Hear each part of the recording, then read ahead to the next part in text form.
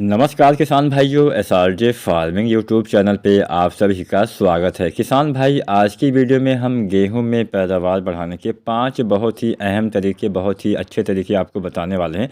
अगर आप इन पांचों बातों का ध्यान रखेंगे, आपके भी गेहूं में ज़्यादा पैदावार आपको मिलने वाली है। नमस्कार किसान साथियों, एसआरजे फार्मिंग चैनल पर आप सभी का स्वागत है। चैनल पर नए हैं या पुराने हैं, अभी तक सब्सक्राइब नहीं किया है तो सबसे पहले एसआरजे फार्मिंग चैनल को सब्सक्राइब करें। कोई भी सवाल हो, कोई भी सुझाव हो, नीचे कमेंट करना मत भूलिएगा।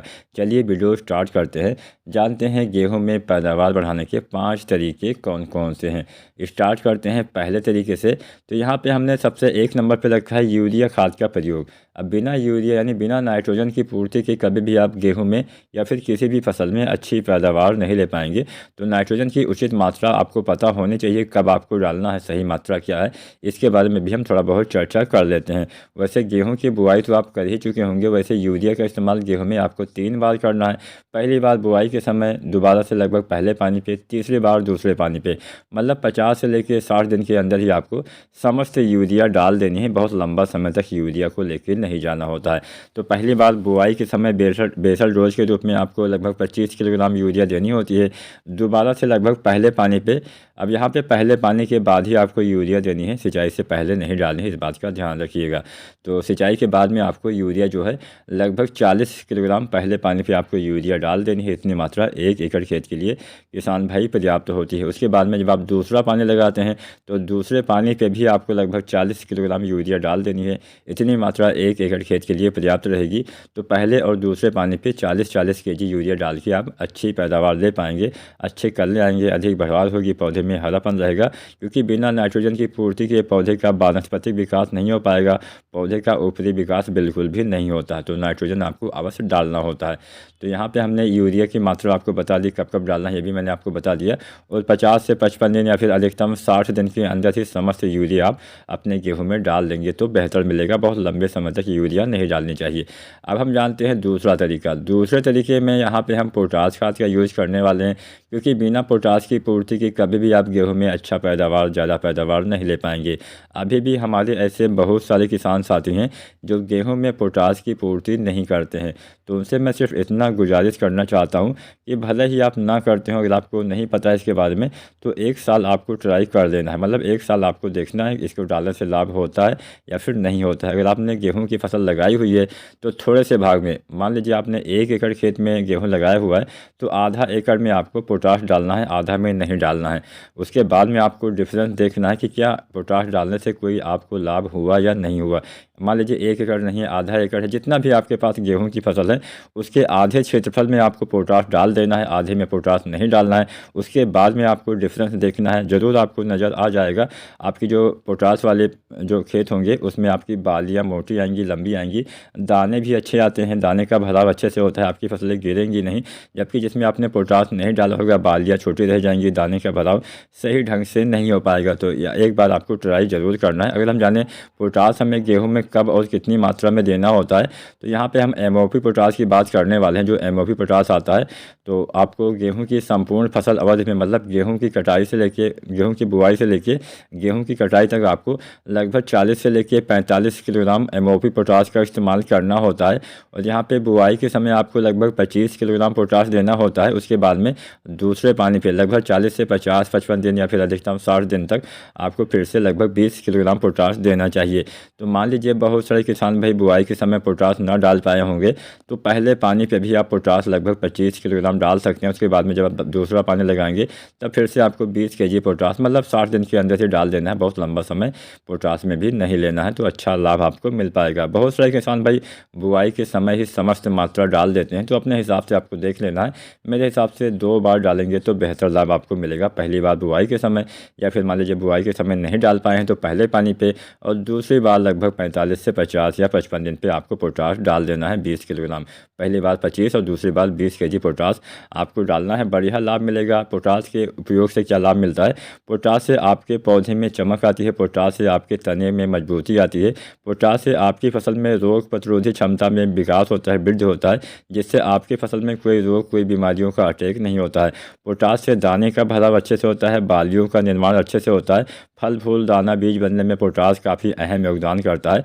तो वैसे तो पोटास के बहुत सारे कार्य होते हैं, अगर मैं पूरा गिनाऊंगा तो पूरा वीडियो बहुत लंबा हो जाएगा। यहाँ पे जो हमने आपको जानकारी दे दी फिलहाल आपके लिए उतना ही पर्याप्त रहेगा।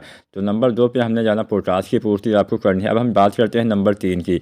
तो नंबर 3 पे यहाँ पे किसान साथियों आपको डालना है जिंक। जिंक के इस्तेमाल से बढ़िया लाभ मिलता है, अच्छे से कल्ले आते हैं, अधिक फुटाव होता है, हरियाली आती है पौधे में, भोजन बनाने की प्रक्रिया में तेज़ी आती है, प्रकाश संश्लेषण से पौधे अच्छे से भोजन बना पाते हैं। तो यहाँ पे आपको जिंक का भी इस्तेमाल करना है। जो जिंक आती है 33% वाली जिंक सल्फेट, इसकी आपको 5 किलोग्राम मात्रा डालनी होती है। इसका इस्तेमाल पहले पानी के बाद करेंगे तो बेहतर लाभ मिल पाएगा। मान लीजिए पहला पानी आप लगा चुके हैं, अभी तक आप जिंक नहीं डाल पाए हैं, तो दूसरे पानी पे भी आप जिंक की पूर्ति कर सकते हैं। वैसे पहले पानी पे देना मेरे हिसाब से बेहतर रहने वाला है।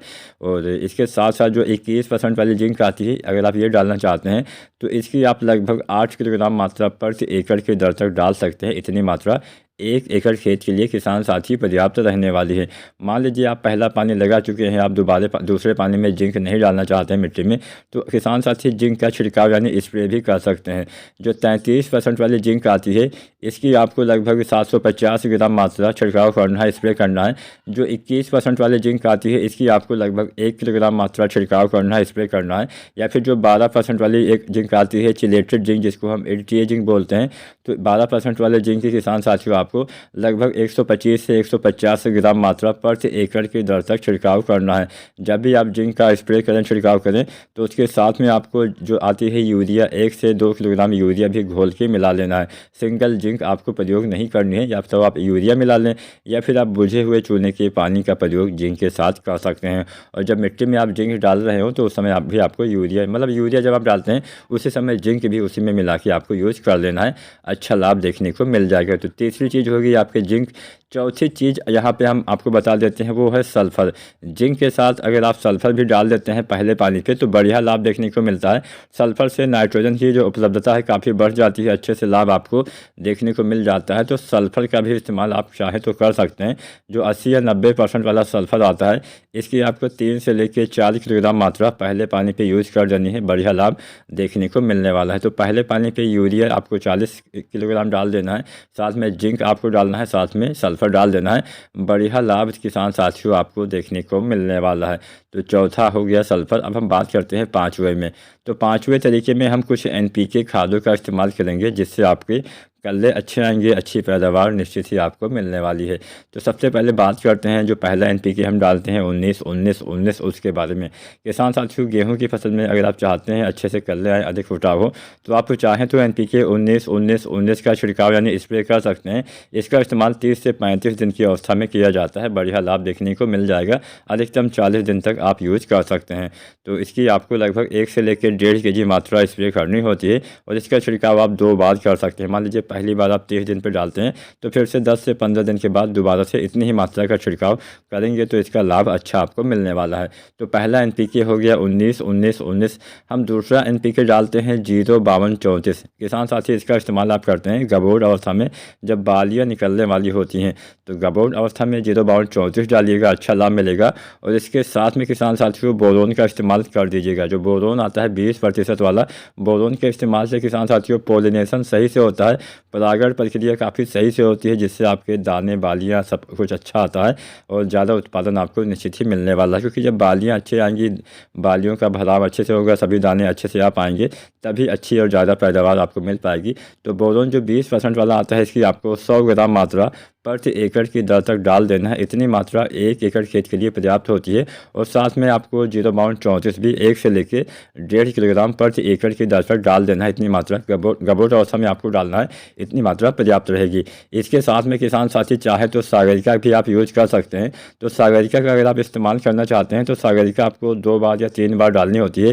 सागरिका का पहला इस्तेमाल आपको करना होता है जब आपकी गेहूँ की फसल 30 से 35 दिन की होती है। जब आप एनपीके 19-19-19 डालते हैं तो उसी NPK 19-19-19 के साथ में सागरिका लिक्विड आपको मिला के यूज कर देनी है।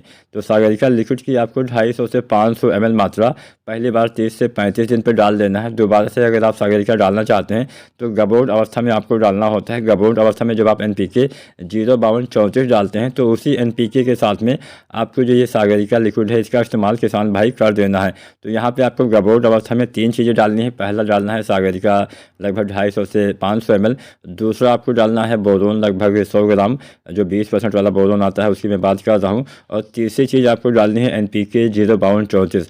सभी का अलग अलग घोल बना के एक साथ आसानी से प्रयोग कर सकते हैं। अच्छा लाभ किसान भाइयों आपको देखने को मिलने वाला है।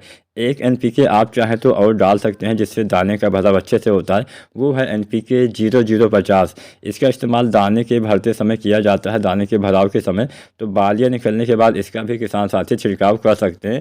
तो यहाँ पे अगर आप NPK डालते हैं तो उसकी 1 से 1.5 किलोग्राम मात्रा प्रति एकड़ की दर तक किसान भाइयों आपको डालना है। एक बात का सावधानी आपको बरतना है कि जो आपकी सिंचाई वाली व्यवस्था है वो अच्छी होनी चाहिए। समय समय पर सिंचाई करते रहें।